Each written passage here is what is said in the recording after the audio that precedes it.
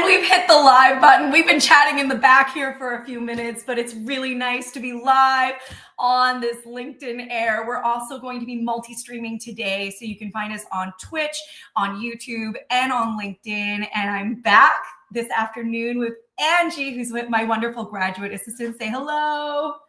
Hello, everyone. I just wanted to take a moment to thank everyone for tuning in today. I'm really excited for the show that we have for you. It's Creators, Algorithms, and Platform Governments. The group did a great job putting together a show for you, and I hope you guys enjoy. Yay. I was looking at the metrics from this morning, and we actually had a lot of viewers. I was like, a lot of viewers and a lot of comments. A lot of Please comments. Feel free to interact, guys. So this is basically group one from our afternoon session. And we are so excited to have them here today. And Reese, thank you. Yeah, I'm excited too. This is an outstanding group. They've been a front runner from the beginning, and we have a lot of expertise in this room that is going to just shine through on this topic. As Angie said, we're going to be talking about this subject of content creators in relationship to algorithmic visibility or even invisibility and platform governance. And the team has a lot of discretion over how they take this and run with it. So I'm hoping that it's going to be a completely different show, even though it's the same topic. I know it will be because I see it over and over again. What I will say is I'm going to remove Angie, but you're not gone. We'll bring you back as the show comes on. But I do want to introduce you to this incredible team who I'm so fortunate to be in the in class with. This is my advanced social media and analytics class. We should be having a lot of our classmates joining in the comments as we go through this wonderful social media show. But just to introduce everyone, we have Destiny here. Give us a wave. Ashley, we have Nick, we have Lily, we have Marco, and I know that they're going to put on an outstanding show for us today. And look at this, we've all figured out how to comment from inside StreamYard today. So we're using a third-party platform to stream. And what's really great about using these third-party platforms is a lot of content creators do this just to help contextualize us a little bit. They do this so that they can create content one time and stream it multi-platform. So this is why we're doing this today, and it's a really good experiment. We have lots of great supporters out in the audience, so we're really excited for your show. I'm going to be passing the baton over to Marco, who will be getting us going for our very first show of this semester for our afternoon class. Take it away, Marco. Alrighty, hello everybody. So first off, I want to take a moment and just ask the class a question. That way we can just start off with some interaction. So I first off wanted to ask you guys, have any of you experienced shadow banning on social media, maybe any algorithmic issues, any of the above on any platform in general?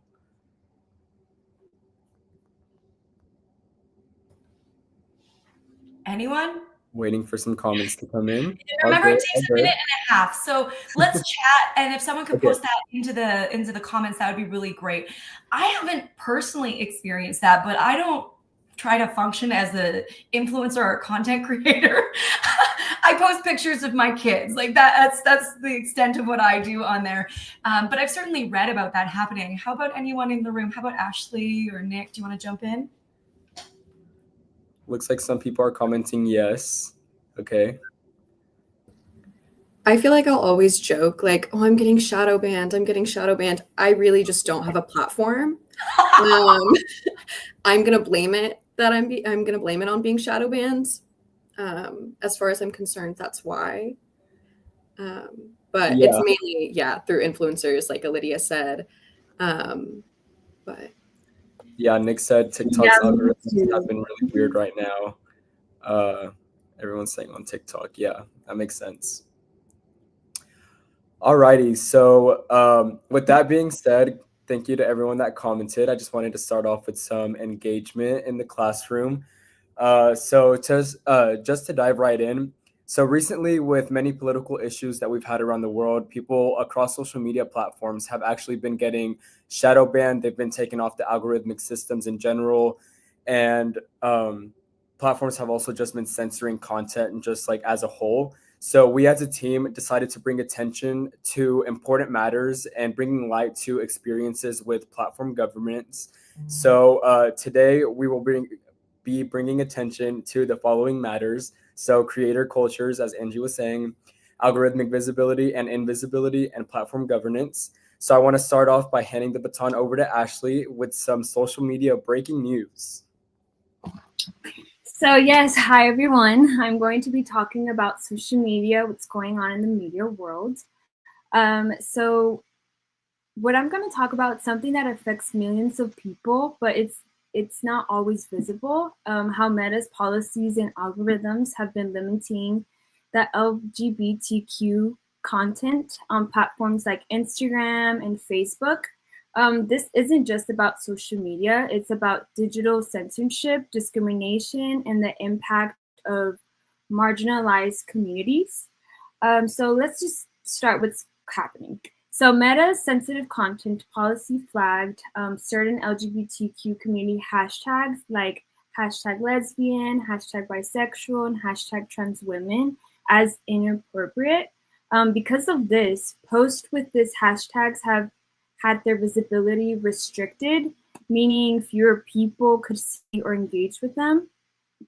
So here's what it gets worse. These restrictions were automatically applied to teen users, blocking them for accessing the LGBTQ plus content while still allowing visibility for heterosexual focus and traditional wife content. This sparked major backlash from LGBTQ community activists and organizations. And eventually Meta reserved the restrictions, claiming it was just an unintended error. But was it really just an accident, or was it an example of how biased algorithm and content policies reinforce discrimination? So Meta isn't only tech company facing circumstances for algorithm bias.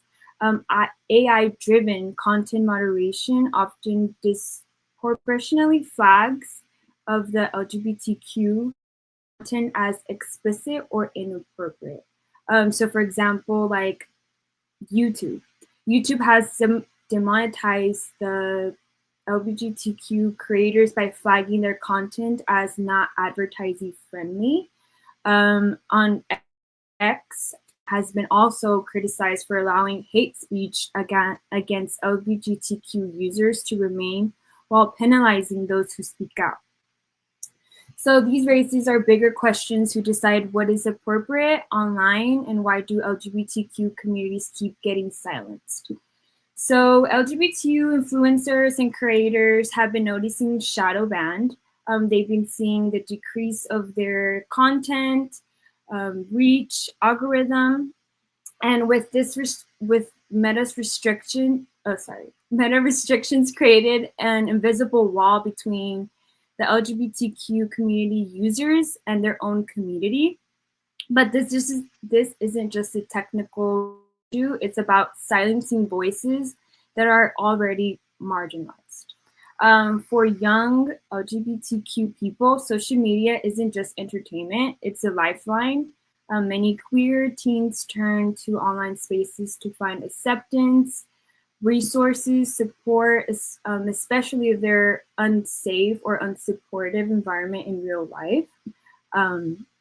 So platforms restrict when platforms restrict LGBT content, they make it harder for young people to find positive representation, increase feelings of isolation and invisibility, reinforcing discrimination by treating LGBTQ identities as inappropriate. So meta censorship doesn't exist in a vacuum. It's happening while the LGBTQ rights are under attack in politics and media. For example, the Kids Online Safety Act, KOSA, this bill claims to protect kids, but critics say it could be used to censor LGBTQ content under the excuse of protecting children. There's this book from Jonathan Haddett. It's called The Anxious Generation. It's fueling more panic. It's moral panic about social media, which leads to restrictive policies affecting marginalized groups. actually the CEO of Meta, Mark, has been getting closer to Trump-aligned policies, raising concerns about potential bias and content moderation. So when corporations align themselves with conservative policies, to more restrictions on LGBTQ visibility online. So that is what's going on with the Instagram and Meta. And also plastic surgeons are, this is another news, plastic surgeons are also facing shadow banning. So surgeons are facing content censorship on platforms like Instagram, Facebook, and TikTok. Social media plays a huge role in how people learn about plastic surgery. But if experts are being restricted, who's filling that space? So first, shadow banning, where content, we all know what shadow banning is where content is restricted on suppressed without creators knowing. A research, 68 of plastic surgeons since February 15th of this year have reported experiencing shadow bans on Instagram, because usually they post their showcasing surgical outcomes before and after pictures, and those are often flagged or hidden, and many doctors have noticed a sudden drop in engagement, even though their content follows platform guidelines. Meanwhile, influencers and celebrities promoting beauty trends and cosmetic enhancements doesn't seem to face the same restrictions. So the plastic surgeons are wondering why the double standard. So one of the biggest issues is that content moderation is all over the place. So posts from plastic surgeons showing surgical results often get flagged for nudity or violating guidelines. Yet sexually suggested content from influencers often bypass this restriction. Inconsistent, which is lack of transparency, make it impossible for doctors to know what is allowed and what isn't. For example, each platform handles plastic surgery differently. So for the Meta, Instagram, and Facebook, restricted posts related to, this restricted post. So for Instagram and Meta, the restricted posts have a negative self-perception. So this means some content may or be hidden or only shown to users 18 and older.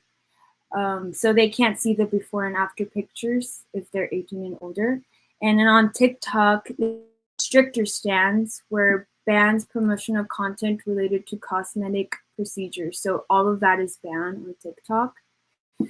And these restrictions make it harder for board-certified professionals to share factual medical information, while unqualified influencers continue public perceptions of plastic surgery. And this isn't just a problem for doctors, it's a problem for everyone looking for accurate information on cosmetic procedures. Basically, most of the patients that want to get plastic surgery, they look online to see the accomplishments of what the doctors have done. And this leads to unrealistic expectations about plastic surgery and potentially dangerous decisions if they follow influencers and not the real surgical plastic surgeons. So that's what they want to do.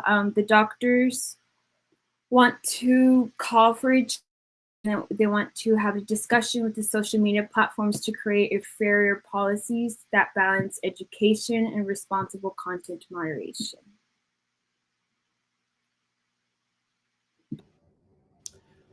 Alrighty, and thank you, Ashley, for that. So I've been seeing a lot of people in the chat just saying how upsetting that breaking news has been. And like Ashley did mention, people seem to have a safer space on social media. So, whenever we're censoring that LGBTQ community and going on from that, and we're just kind of censoring all of their content, then they're not getting that safe space that they have on social media, because not a lot of people are accepted at their own homes. Most people are accepted by their following, by sharing their personal experiences on the subject. So, of course, this is a matter that we need to bring light to, and a matter that should be getting fixed, honestly. So, yes, I agree with everyone else in the comment section regarding that matter.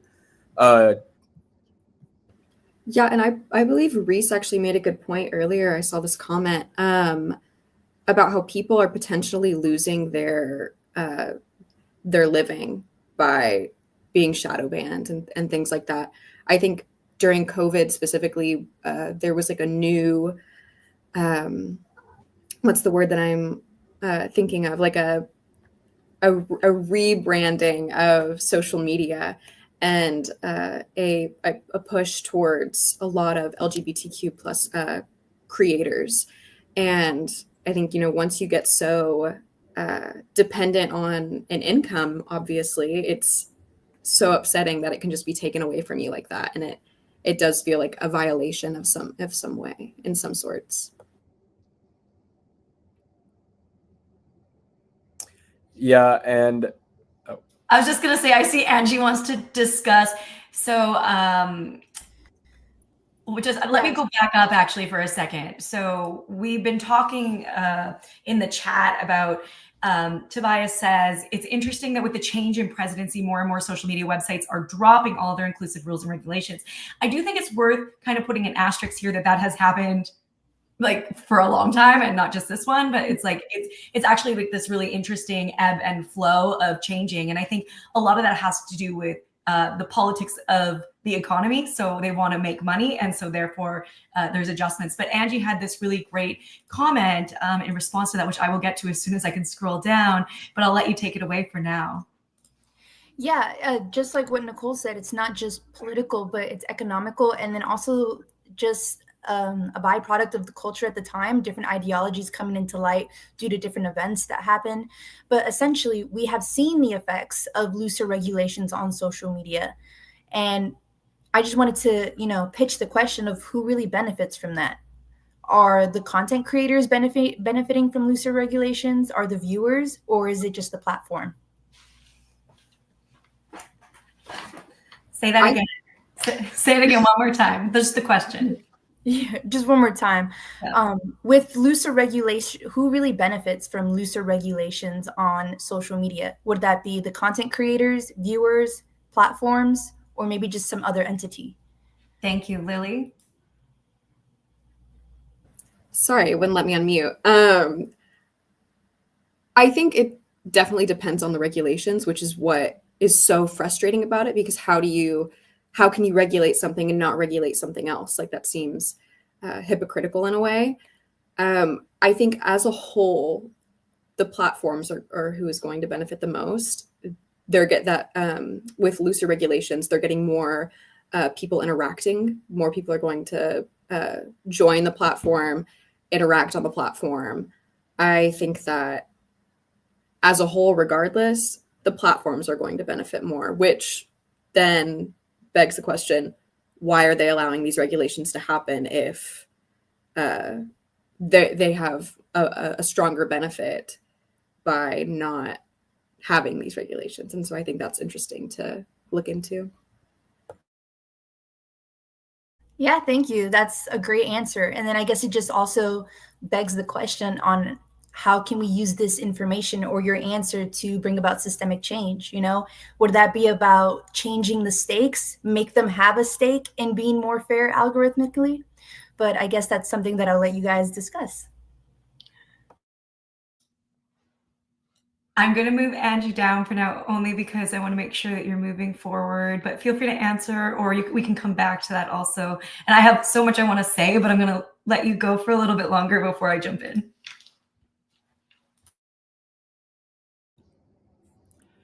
I think for now we'll go ahead and move on because I think someone's article is actually touching on the question that she just asked. So then we're going to go ahead and move on to Lily, and she is going to be discussing managing visibility on YouTube through algorithmic gossip. Before Lily takes it away, I just want to remind people these readings are on our Canvas page. So if you want to follow along, you're welcome to. This is the one that we are currently looking at by Sophie Bishop. Okay, Lily, take it away.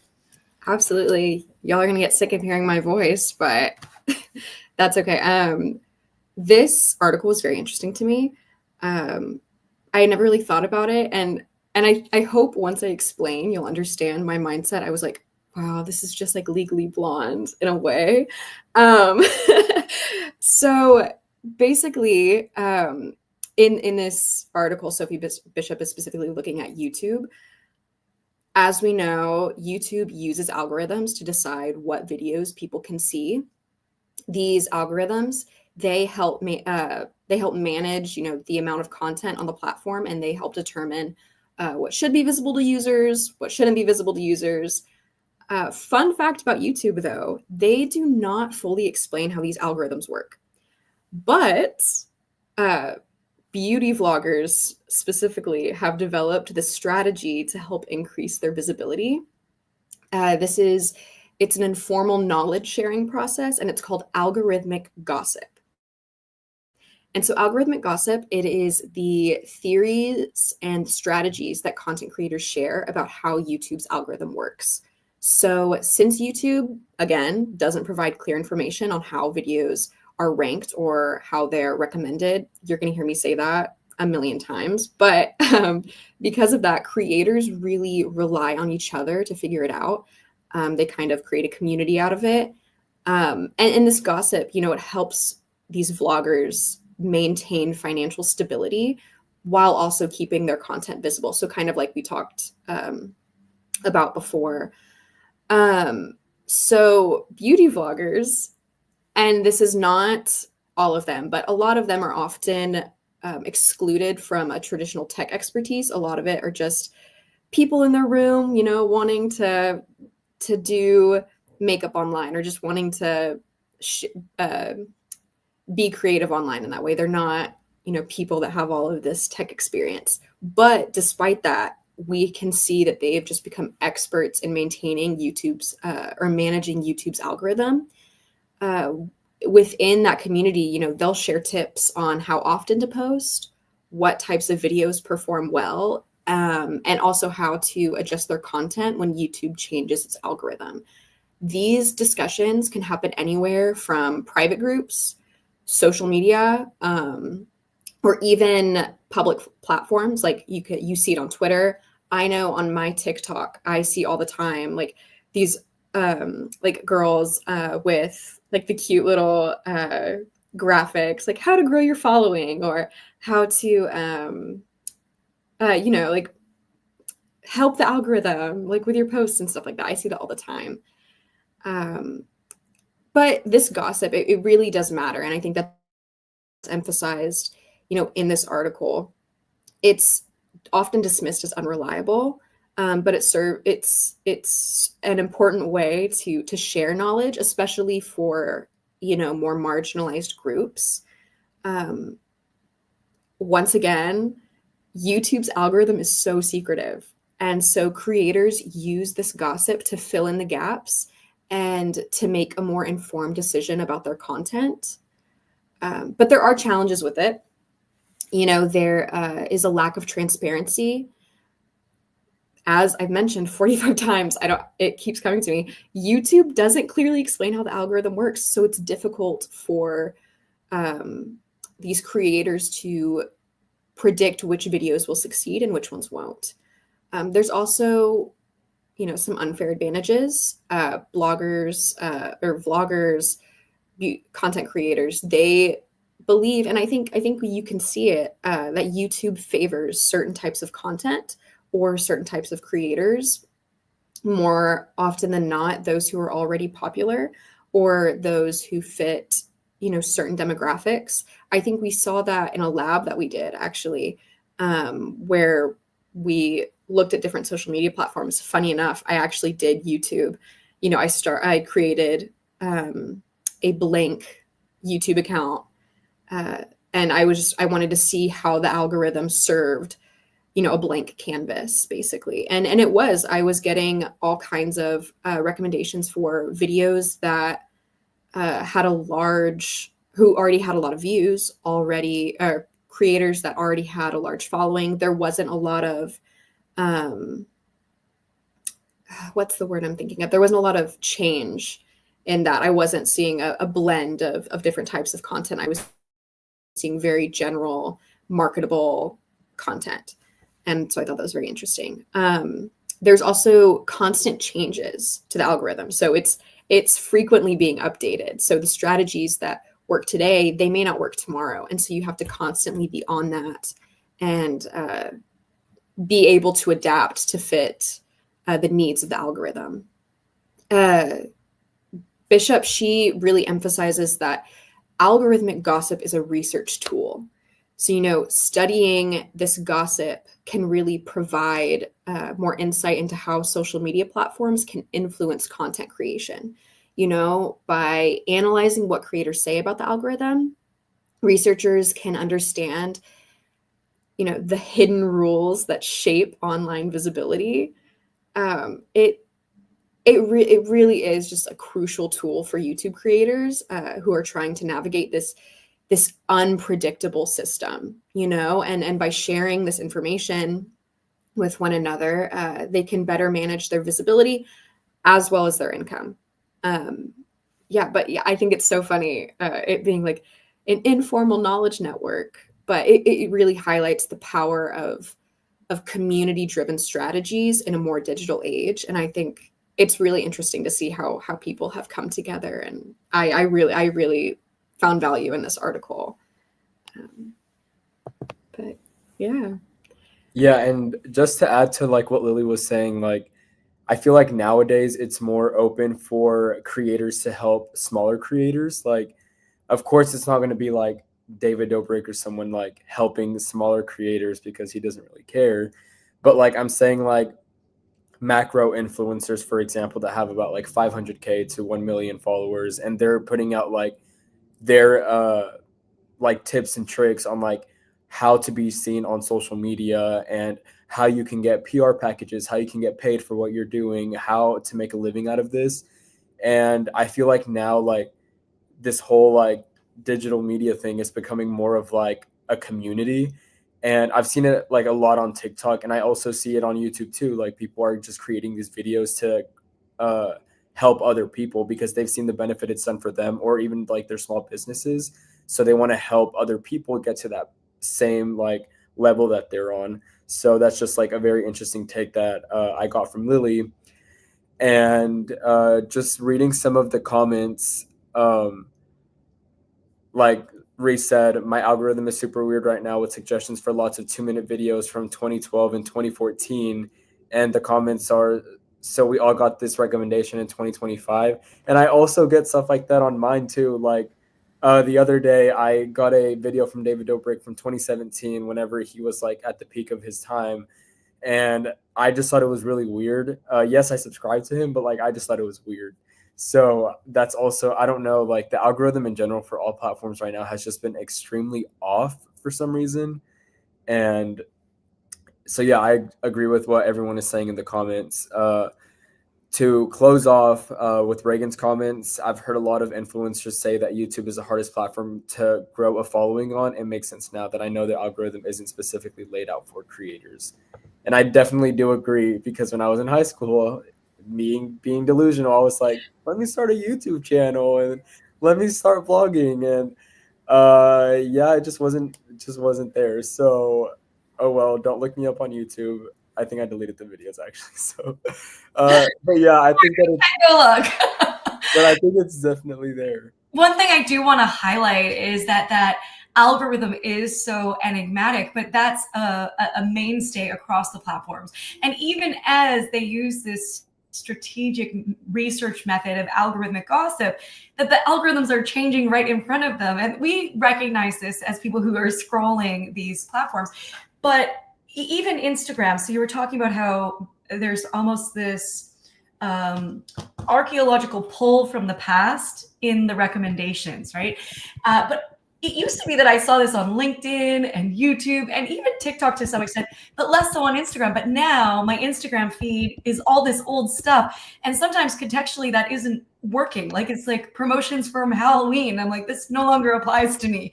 And so I can see a lot of the platforms right now playing around with sort of this historical content that has done really well, but it isn't always landing when it hits my feed.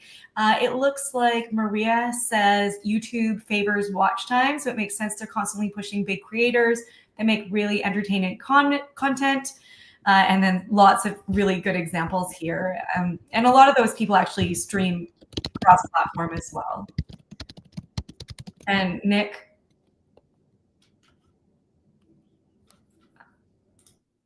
Nick, do you want to do this one? What was that? I'm sorry. Do you want to read this comment? Oh, yeah. Nick's comment? Yeah. I'm just like say what he said. Like, yeah. Read it a lot. Okay. He said, "Oh my God, it's been happening to me too on YouTube and TikTok. I posted like 2 years ago. Yeah, that's." And then I love this one. We all tried making a YouTube. I know I did. Admit it. You were all making those YouTubes. You all wanted to be. I did as well. Yeah, when I was like really young as well, did not work out at all.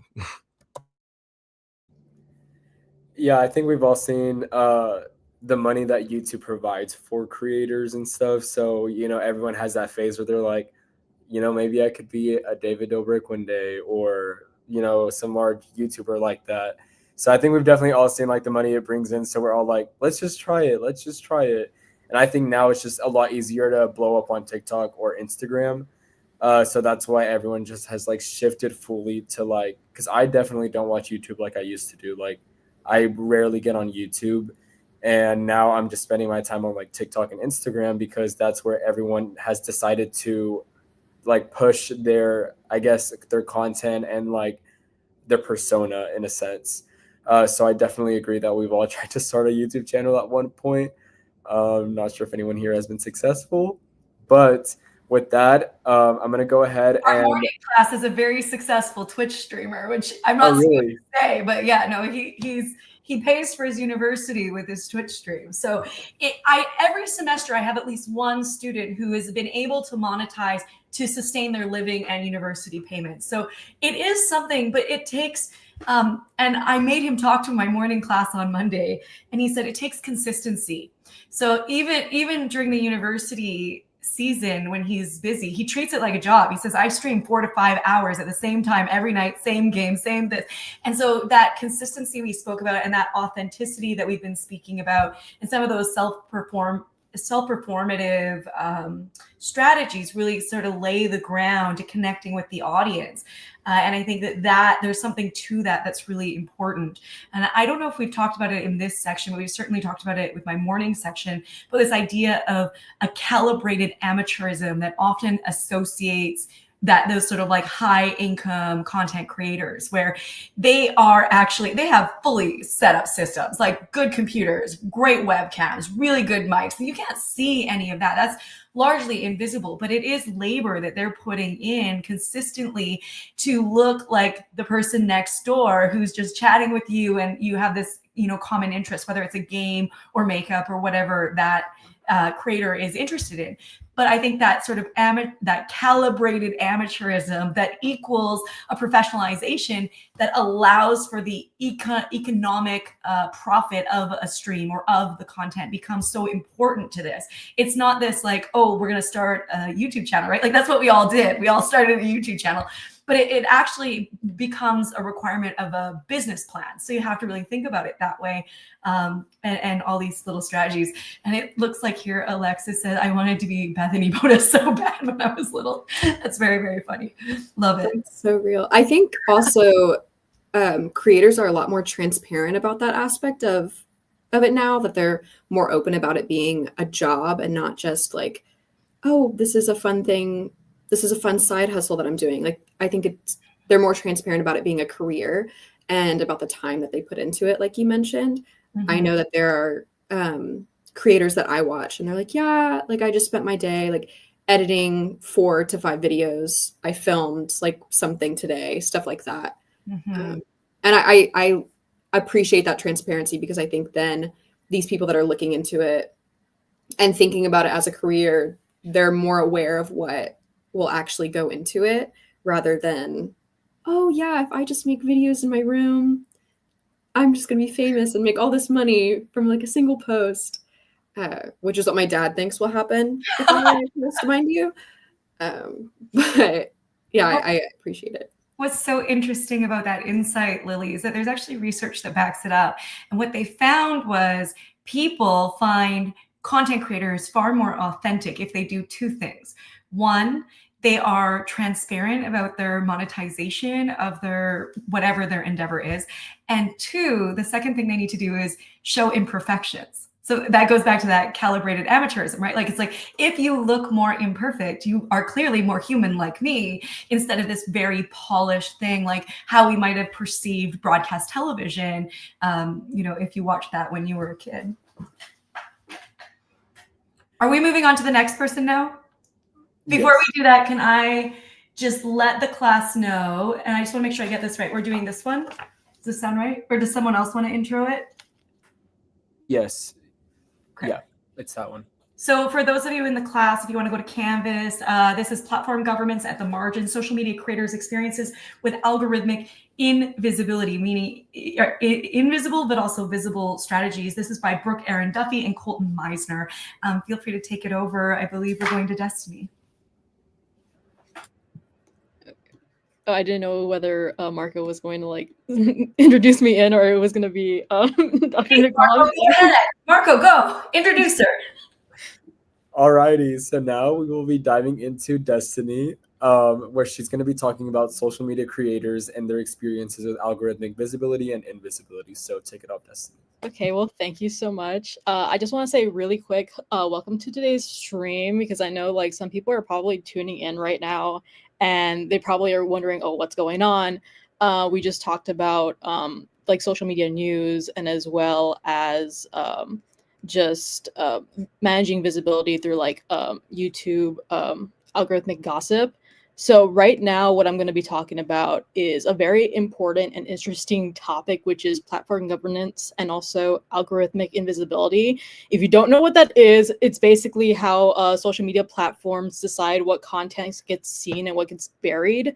It's something that affects every single creator, especially whether you're posting on like YouTube, Twitch, Instagram, whatever you're posting on, whether you realize it or not. I'm just basically going to be talking to you about what we're going to go on with today, which is essentially an article called Social Media Creators' Experience with Algorithmic Invisibility and Visibility by Duffy, B.E., and also Meisner. I think they're from Cornell University. So it's a very interesting study done on how like social media platforms such as like YouTube, TikTok, Instagram, and also Twitch use algorithms and also moderation systems to control visibility. The only thing is that there's a huge problem with this, and these systems aren't really being neutral.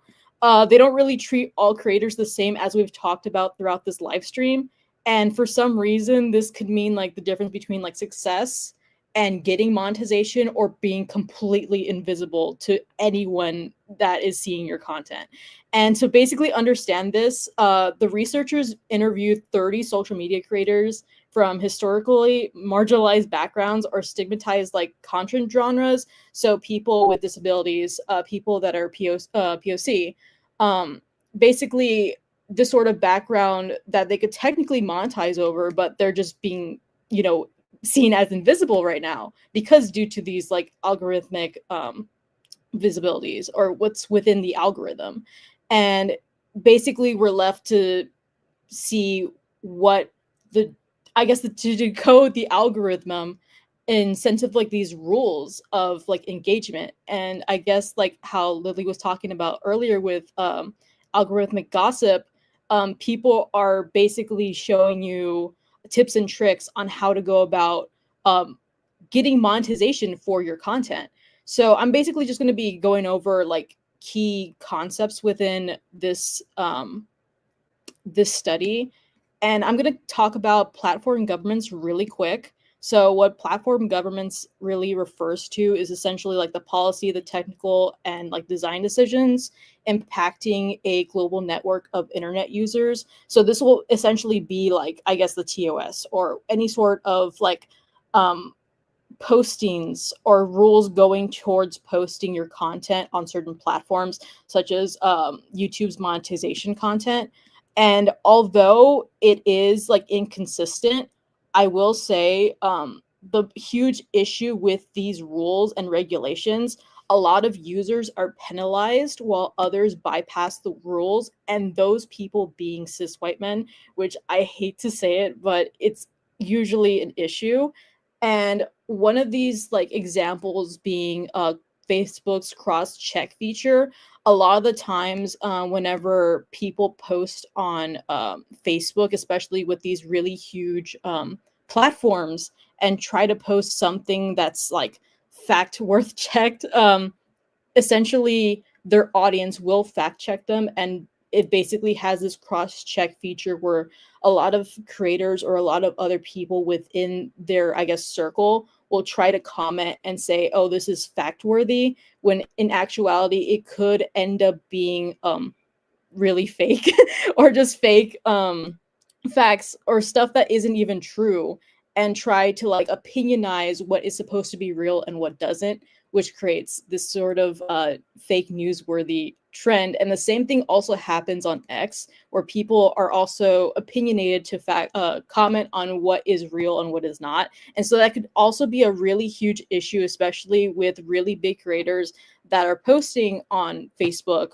or even, you know, Twitter, and basically supporting these sort of like really bad things, like such as an example for racism. You can have like a really racist post and that'll end up being I guess camouflaged to be seen as this post that a lot of people think what is true, but it's actually not. And the other example that I was going to talk about was also these YouTube creators that end up getting like, you know, either canceled or are on the platform still because of things that happened within their history. And yet they ended up getting monetized again for their current behavior, which is like Logan Paul, a lot of other people, such as I know Marco like mentioned earlier, David Dobrik.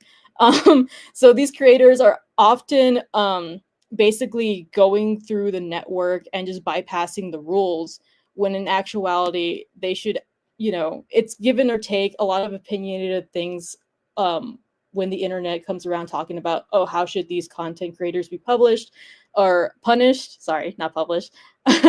And versus how, if they should even still have a platform. So that's the problem with all these platforms as of recently. It just so happens that people are penalized and others just bypass the rules, and it's not fair.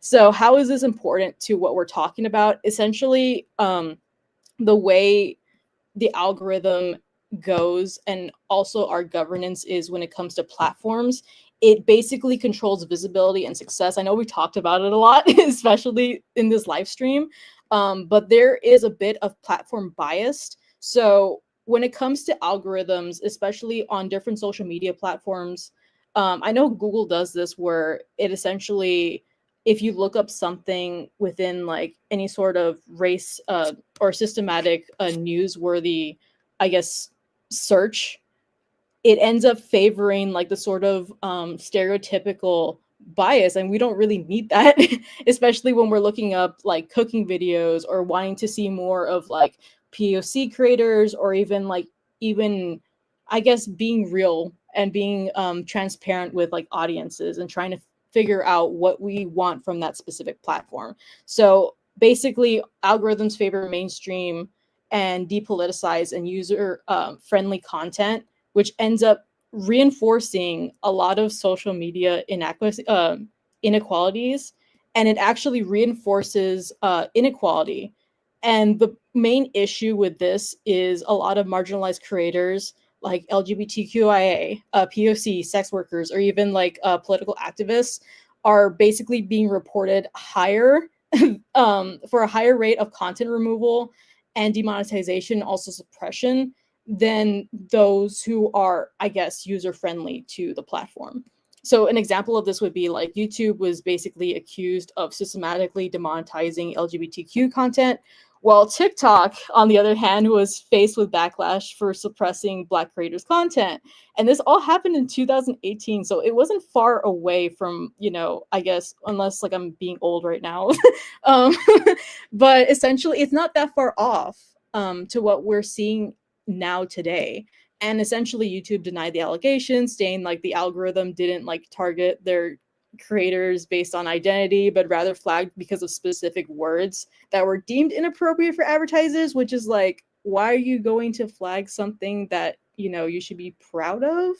But that is another conversation for another time. But despite YouTube's claim of improvement, QIA creators continued reporting random demonetization, with words such as like trans, gay, lesbian also being flagged as sensitive content, which is also an issue. And not only does it, like I said before, affect a lot of the LGBTQIA community, but as well as Black TikTok creators had also boycotted the platform, specifically TikTok, because we're talking about right now. Basically refusing to create a new dance trend after white creators repeatedly gained more credit and visibility for like Black originated content, which is another thing that we need to talk about, especially like in today's world. I feel like as creators, we should be proud of our ethnicities, proud of who we are.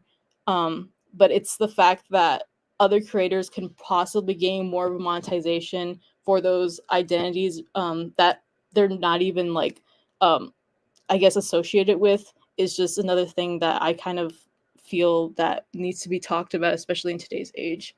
And I feel like it's really important to talk about it. And then going on about platforms black boxing, that's the other thing why it's like really important to talk about. It's just a lot of people don't know how algorithms work, and this could lead to a visibility and invisibility issue. And I know we talked about this before. The only person that has done some sort of talk about algorithmic visibility and invisibility is Adam Mosseri from Instagram. He has helped a lot of people try to get some actual numbers or any sort of engagement on Instagram and the Reels also. And he helps a lot, especially with getting people like younger creators to talk about their sort of content creation, and then as well as trying to push the numbers for other people that are posting also on Instagram. And another thing of how it's also important is it also affects online culture and free expression.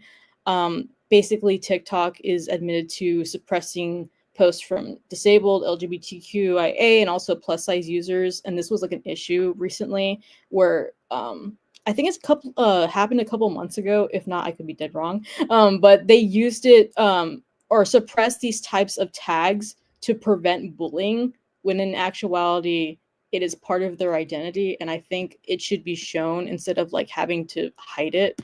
And that's the issues of why it's supposed to be important and why it's supposed to be talked about.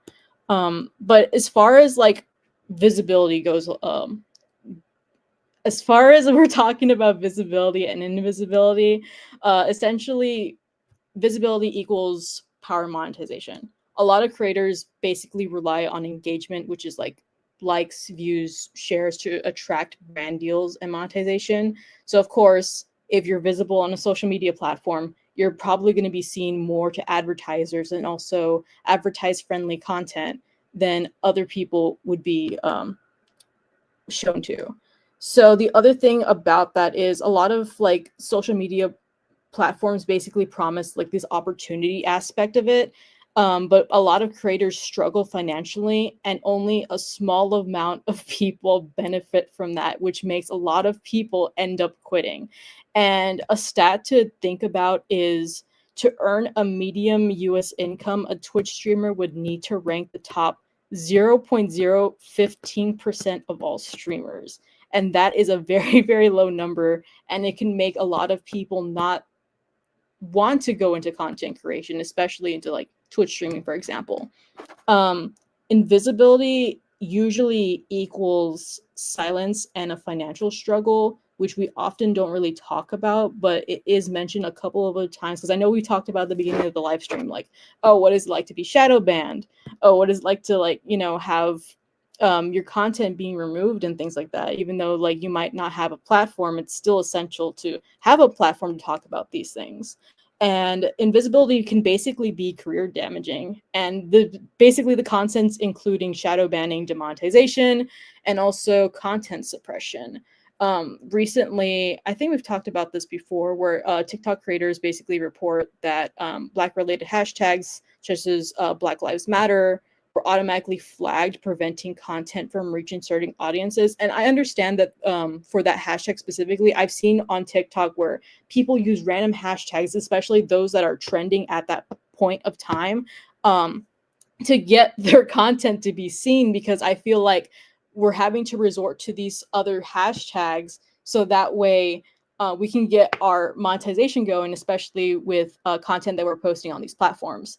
And in the article specifically, they basically state how to go about visibility on social media platforms, especially coming from content creators that were used in the study, and essentially how they went about going about being more visible to the public would be going about self-censorship. So it would be creators could avoid discussing certain topics, like using flag words to prevent like banning, which would be, like I said before, using hashtag related identities such as being Black, sex, LGBTQIA hashtags, because it could eventually lead to this sort of like shadow ban or even demonetization because of certain advertisers that don't find it user friendly.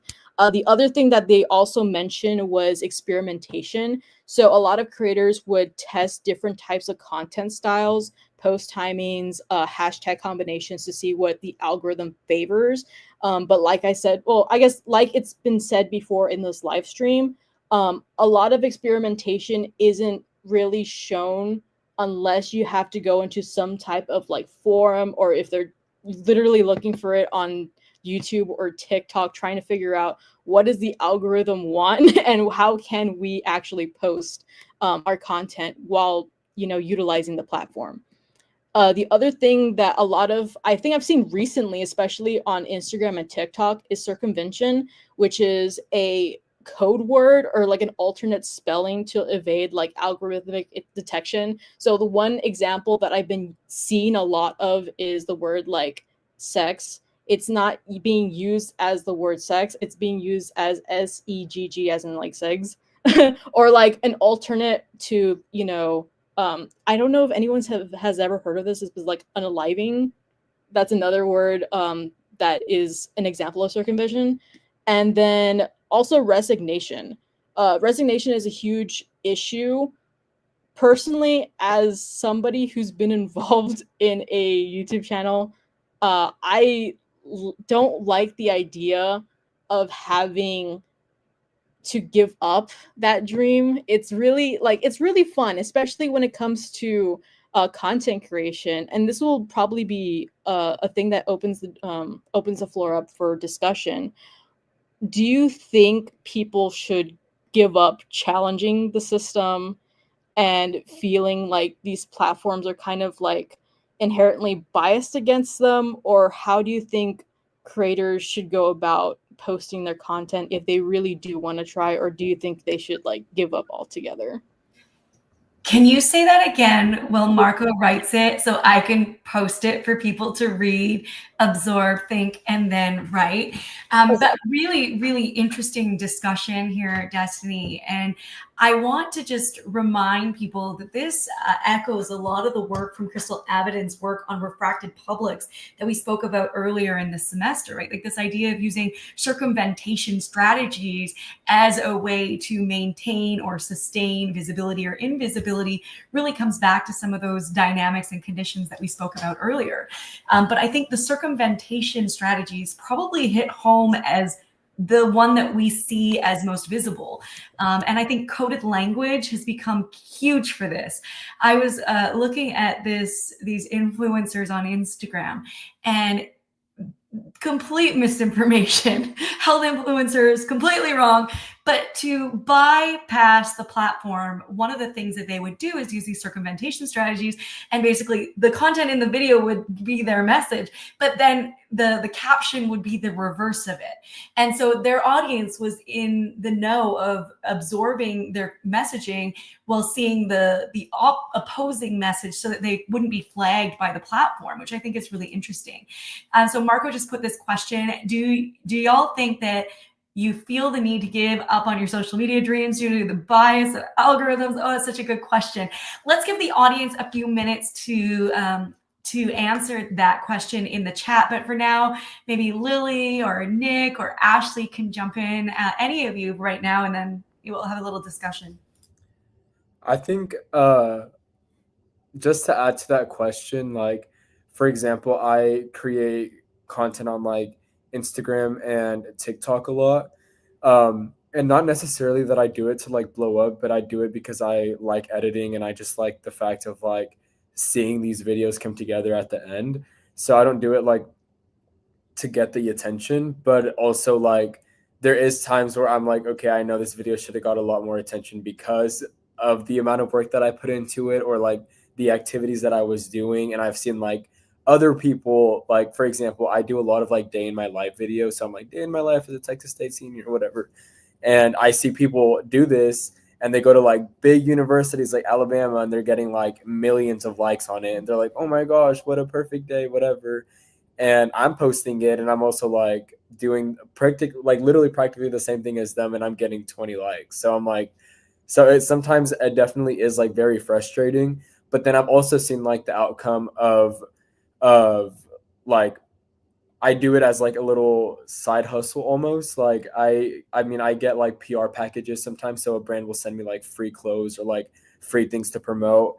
And I have gotten paid from it. Like Champion, one time they sent me a package and they paid me to post it on my social media, because college kids are so easy to influence.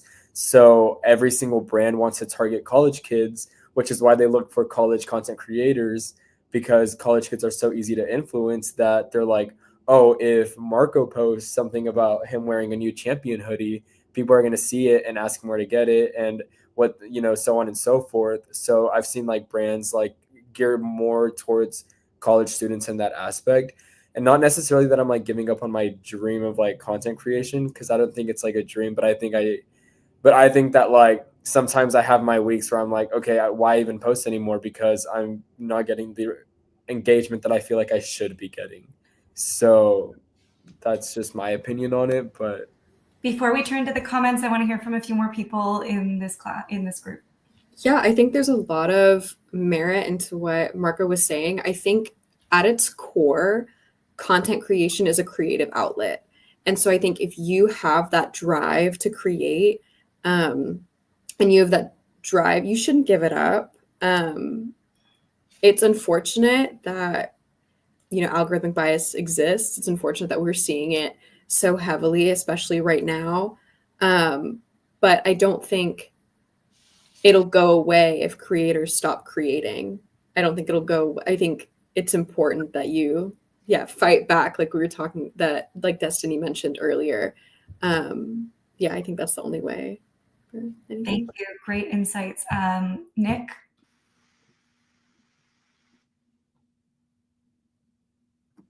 Sorry, I was having trouble with my mic. No, I kind of feel the same way that Marco does. I kind of piggyback on that. Like it is like really discouraging sometimes. Like I know we kind of do like create stuff online just for like our own fun, but like when you really try on something, like you don't like see like good engagement, it is kind of like discouraging to just like makes you almost just like want to stop.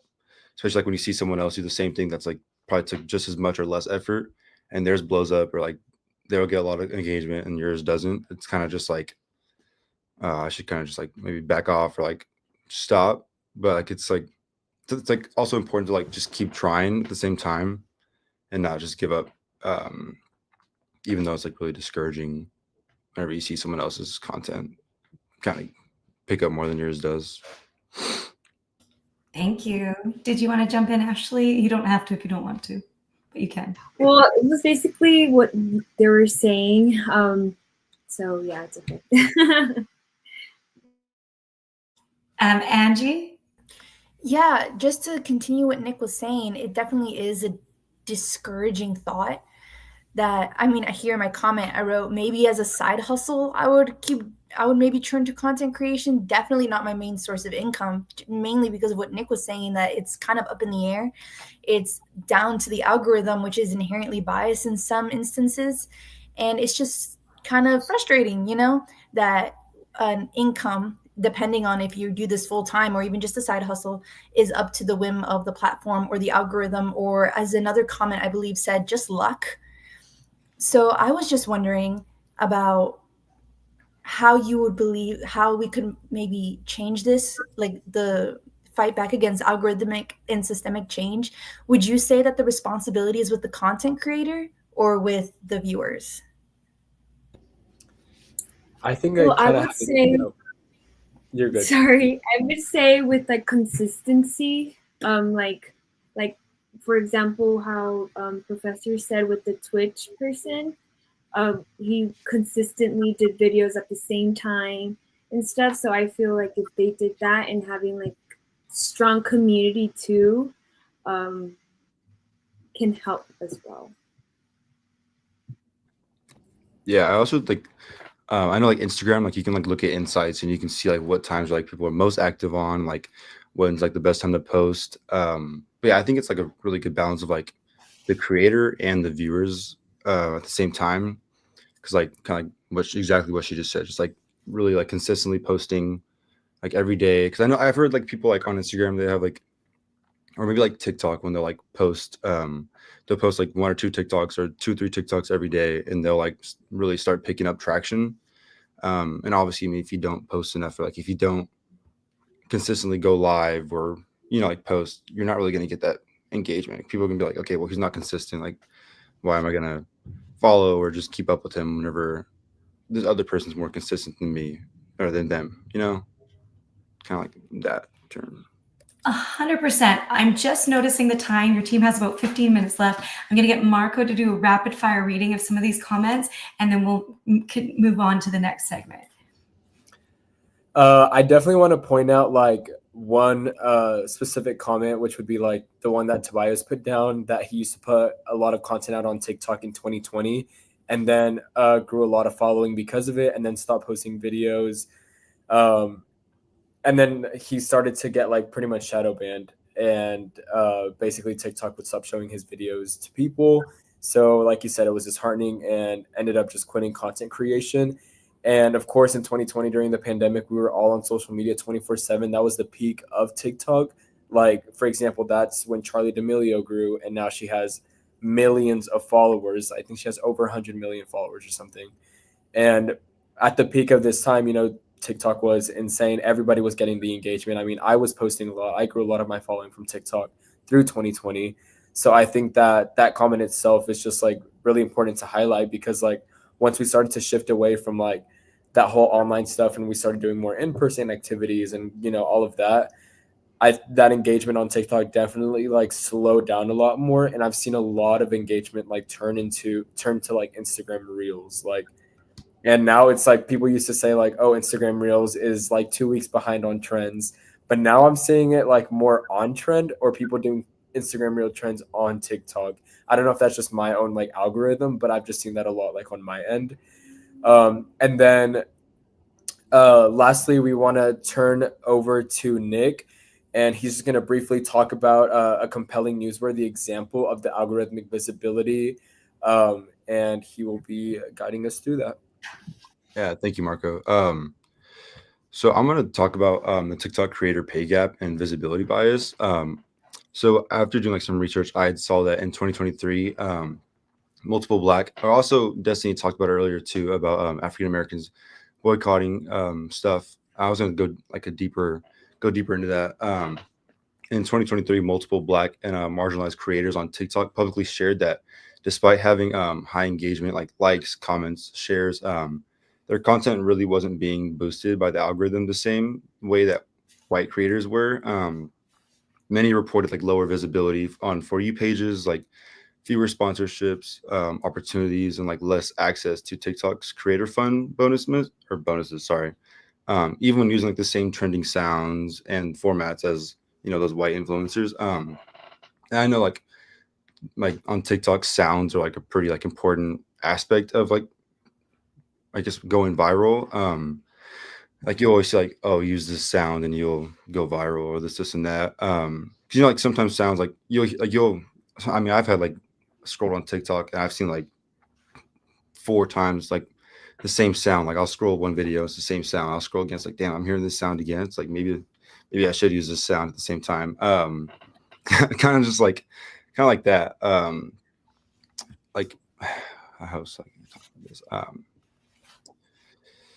Sorry, I'm having like a brain fart. But it's kind of like important though, because like if you really want to like go into like this content creator lifestyle and want to keep being consistent with it, it's like important to keep up with like what's trending and what's not. And like if you don't participate in like trends, then it might be more difficult for you to blow up. Like I noticed where I work at, there's like we have like a pretty strong social media page. We have people that run the social media page, which like a lot of companies do that. And I noticed that there was this trend on TikTok once. Can't exactly remember which trend it was, but it was like trending like pretty big. And like I was kind of like, I kind of pitched the idea. I was like, oh, we should try to do this trend. Like, maybe it might help our algorithm a little bit, get some more engagement.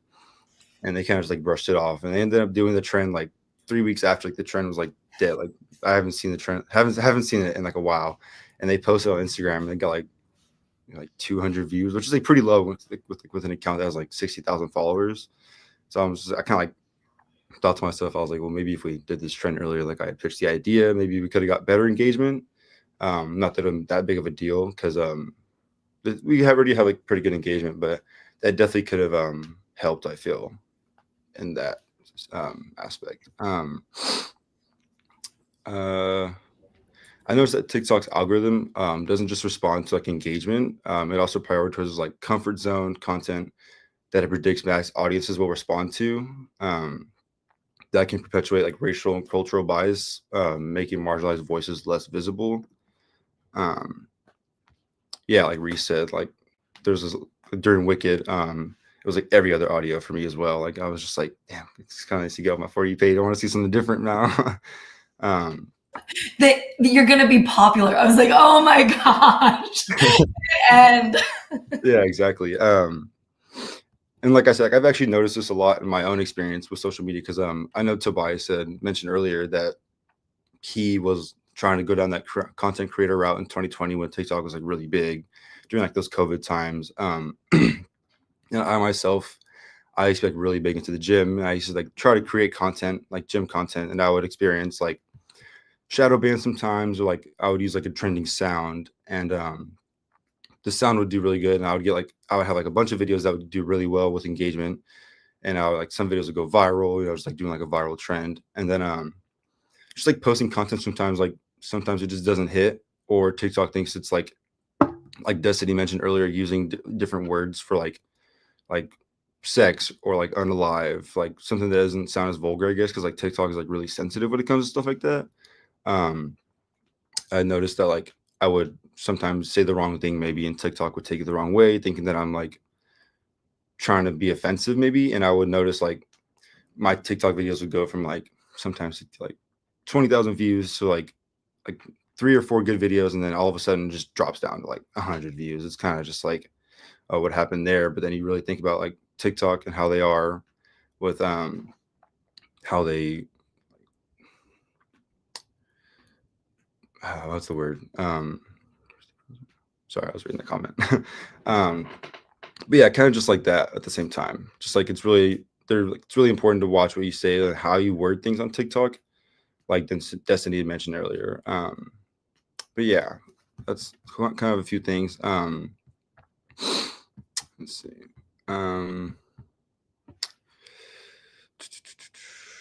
Yeah, I think that's kind of around where I was at with what I had found online. Now, if anybody has any questions, I would love to answer some. We probably need to move to your conclusion just so that Angie and I have time to chat for a few minutes. Gotcha. Okay. Marco, do you want to? Yeah. So I'll go ahead and wrap us up. So first off, I just, like Destiny was saying earlier, I just want to thank everybody for being engaging in the comments.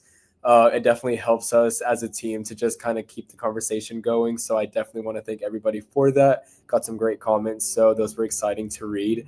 Lastly, I do want to motivate all of you. I know we've done this for a social media lab before, but just try to see how people are getting shadow banned on TikTok by searching up like these keywords. Like, for example, searching up like LGBTQIA, like that community, or searching up certain things that you know could possibly be shadow banned, or could be racially motivated, or could be just like a political conversation. So I want to recommend all of you to just take a deeper look into that. I know our team did, and we found some very interesting things. So lastly, want to motivate all of you to do that. And feel free to put in the WhatsApp chat anything that you find, because it's definitely a very important topic and a very popular topic that is going on right now. So I just want to wrap up by saying thank you to everybody, and thank you to my amazing team for this discussion.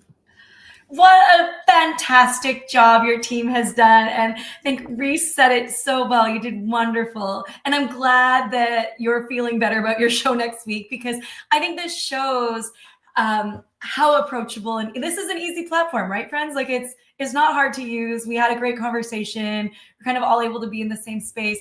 But more importantly, I really enjoyed the discussion. I enjoyed all of the content you brought in. I like that you did your own research as a team. And actually, I'm going to ask, and this is just like a side bonus because I'm curious. I want you to put some of the information on what you were searching and what you found on shadow banning more explicitly in our WhatsApp chat, just so we can engage with it more, because I'm so curious and we didn't have time to absorb probably as much as you did there. So if you could just give us a little bit more in there, that would be great. But overall, outstanding show, really great tone, excellent use of the academic articles, really good examples to help contextualize it, and very approachable language. So I want to thank you all for that. And more importantly, I could tell you worked really well together as a team, and that's what does it. Like, converse with each other and be a good team, and you're going to have a great show. Angie, your reflections? I thought, again, you guys did a wonderful job. You should definitely be proud. Some personal shout outs. Destiny, your little mid-show recap, great addition, as well as Marco, your questions in the comments. Great way to get people involved and to get them answering quickly, kind of before that 1 minute 20. So you guys have things to work with. Lily, Ashley, you guys did a great job. Speaking, you were very charismatic.